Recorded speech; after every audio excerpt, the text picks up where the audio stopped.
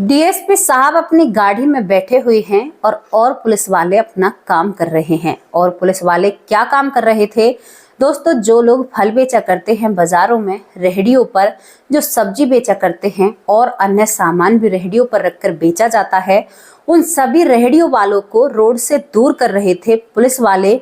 क्योंकि जो लोग रोड पर आने जाने वाले थे उन लोगों को काफी परेशानी हो रही थी। और यहाँ पर पुलिस वाले सभी को एक छोटी सी धमकी देकर छोड़ देते हैं कि भाई ऐसे रोड के समीप आपको रेहड़ी नहीं लगानी चाहिए, क्योंकि यहाँ पर आने जाने वाले को बहुत परेशानी होती है। डीएसपी साहब अपनी गाड़ी से एक रेहड़ी वाले को देखते हैं जो कि मुस्लिम लग रहा है देखने में, और डीएसपी साहब अपनी गाड़ी से उतरते हैं और उस व्यक्ति से कहते हैं कि भाई तुमने अपनी रेहड़ी गलत जगह पर खड़ी कर रखी है।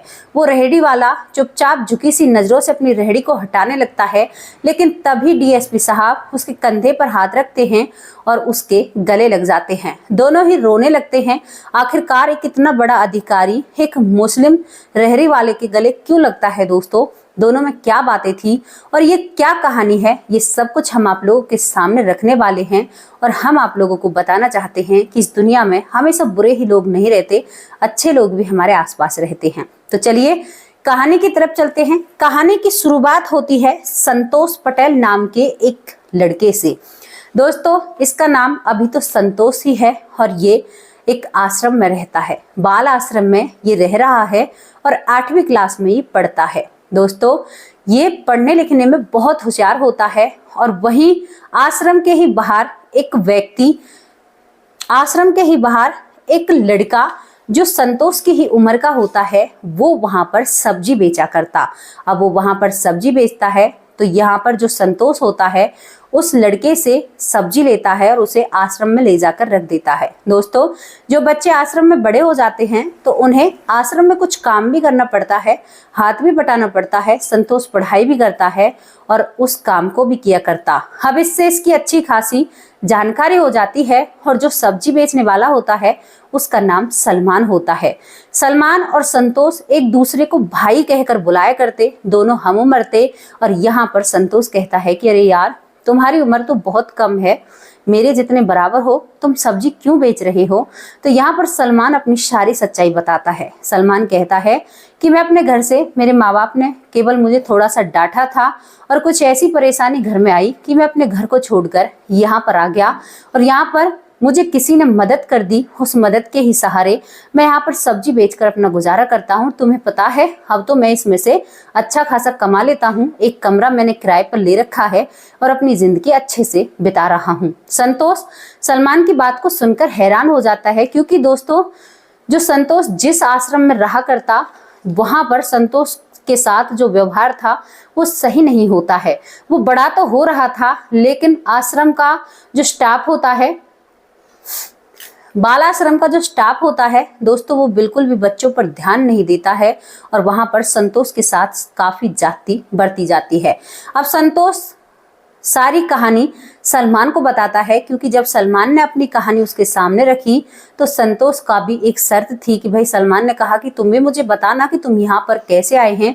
तभी संतोष कहता है कि मुझे ध्यान नहीं है मैं यहाँ पर कैसे आया हूँ, केवल मुझे मेरा नाम पता है और मेरे नाम का सरनेम भी पता है, क्योंकि मेरे नाम के पीछे पटेल लगता है। तो यहाँ पर वो जो सलमान होता है वो हैरान हो जाता है कि तुम्हारे नाम और सरनेम के साथ तुम्हें कोई छोड़ गया तो तुम उन्हें ढूंढने की कोशिश कर सकते हो। तो संतोष कहता है कि जिन लोगों ने बचपन में ही छोड़ दिया उन्हें कैसे ढूंढ सकता हूँ, ढूंढने का तो कोई मतलब ही नहीं बनता है। अब दोस्तों संतोष अपने उस आश्रम से बहुत परेशान था, दुखी था। वो कहता है कि मैं 8वीं क्लास में पढ़ रहा हूँ। सलमान से बात करता है तो यार मुझे भी अपने साथ रख ले अपने कमरे पर, क्योंकि मैं पढ़ाई तो करना चाहता हूँ लेकिन मैं पढ़ लिख कर कुछ बनना भी चाहता हूँ। यहाँ पर मैं इतनी पढ़ाई नहीं कर पाता, ये लोग अब मुझसे काम कराते हैं, पढ़ने में भले ही जाता हूँ तो मुझे भी कोई ऐसा काम बताना जिससे मैं पढ़ लूँ और मेरा काम भी चल जाए और मैं कहीं यहाँ से अलग भी रह लूँ। दोस्तों ये बात सुनकर सलमान कहता है कि बस इतनी सी ही बात, तुम्हें काम करने की क्या जरूरत है? जब तूने मुझे भैया बोला है तो मैं तुम्हारा भाई हूँ और मैं आज से तुम्हारा बड़ा भाई हूँ। तो एक काम कर, जो एक कमरे का मैंने घर ले रखा है, एक कमरा ले रखा है, तो मेरे साथ उसी में रहने लगो। दोस्तों दोनों बच्चे आपस में ऐसे बात कर रहे थे जैसे कितने समझदार थे, और सलमान जान चुका था शहर की गहराई, वो हर चीज को समझता था। अब संतोष उसके साथ उस कमरे पर रहने लगता है। वो अपनी पढ़ाई को बहुत अच्छे से किया करता, और जो सलमान होता है दोस्तों वो संतोष की फीस भरा करता। और यहाँ पर जो संतोष होता है, जो थोड़ा सा भी वक्त उसे मिलता है तो वो सलमान की रेहड़ी को संभालता है और उस रेहड़ी पर अपना पूरा ध्यान रखता है। धीरे धीरे जिंदगी बीतने लगती है। संतोष अपनी पढ़ाई में बहुत अच्छा होता है। 10वीं क्लास में दोस्तों संतोष पूरे जिले में फर्स्ट आता है। अब जैसे ही संतोष फर्स्ट आता है तो जो स्कूल वाले होते हैं संतोष की फ्री पढ़ाई कर देते हैं। रहने खाने का खर्चा भी स्कूल वाले देने के लिए तैयार थे, क्योंकि वो अपने स्कूल का नाम रोशन करना चाहते थे। संतोष को 12वीं क्लास भी अपने ही स्कूल से कराना चाहते थे।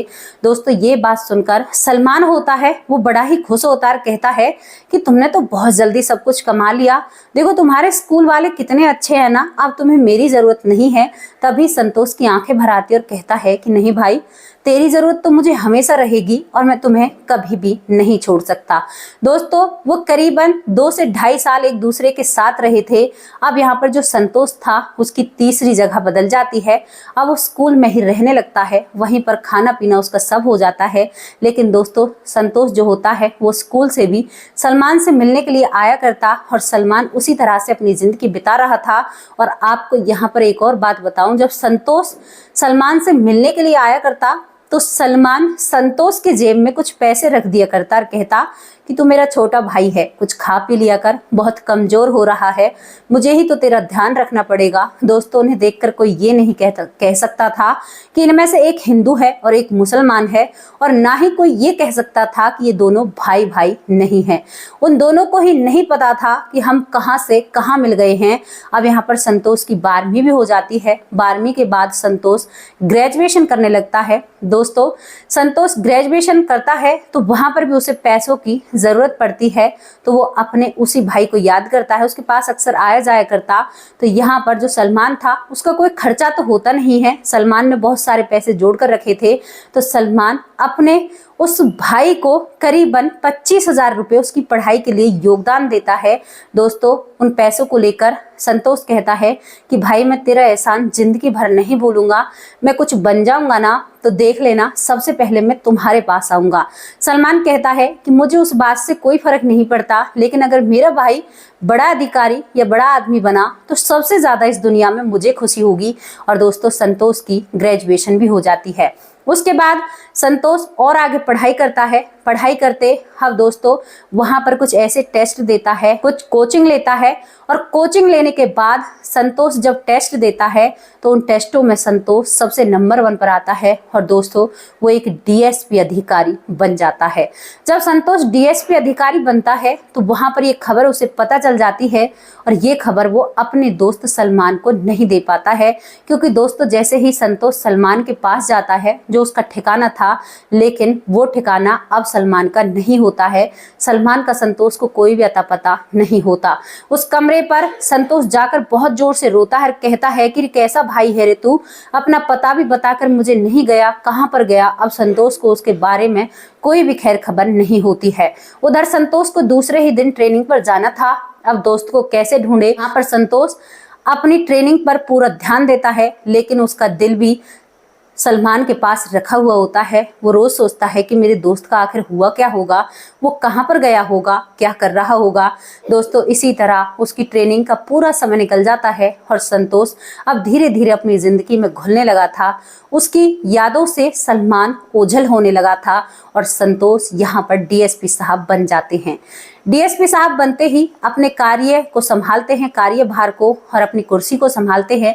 दोस्तों अपने काम में वो बहुत ईमानदारी से काम दिखाते हैं, और जो भी संतोष की कहानी को सुनता वो बड़ा ही भावुक हो जाया करता कि एक अनाथ आश्रम में रहने वाला बच्चा, जिसकी माँ का पता ना पिता का पता, वो बच्चा आज डीएसपी बना है। लेकिन जब भी जिक्र आता संतोष के बचपन का या उसकी जिंदगी का, तो एक नाम उसमें बहुत जरूरी जो संतोष लिया करता, जो नाम होता है सलमान का।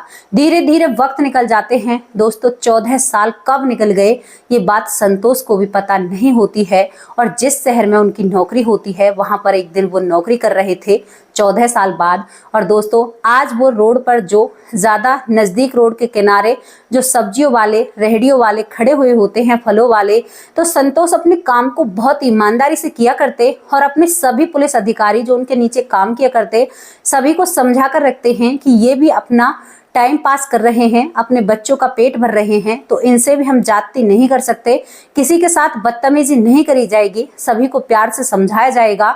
जितने भी रेहड़ी वाले होते हैं दोस्तों, जितने भी गरीब लोग होते हैं, संतोष एक बहुत ईमानदार ऑफिसर होते हैं।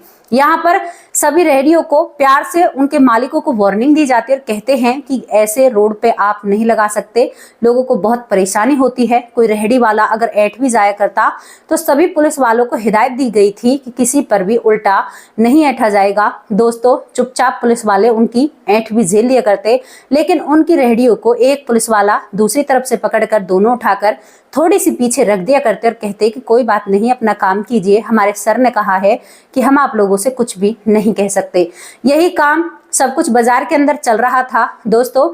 संतोष अपनी गाड़ी में बैठे हुए होते हैं, संतोष पटेल जी, और वहां पर देखते हैं कि एक व्यक्ति जो शायद इसकी उम्र इतनी नहीं है, लेकिन जिंदगी का जो संघर्ष है उसने उसे उम्र से पहले बूढ़ा कर दिया है। अब जैसे ही डीएसपी साहब अपनी गाड़ी से उतरते हैं, क्योंकि डीएसपी साहब को एहसास हो रहा था कि जो दोस्त 14 साल पहले उससे बिछड़ा है वो दोस्त आज मुझे शायद मिल गया है।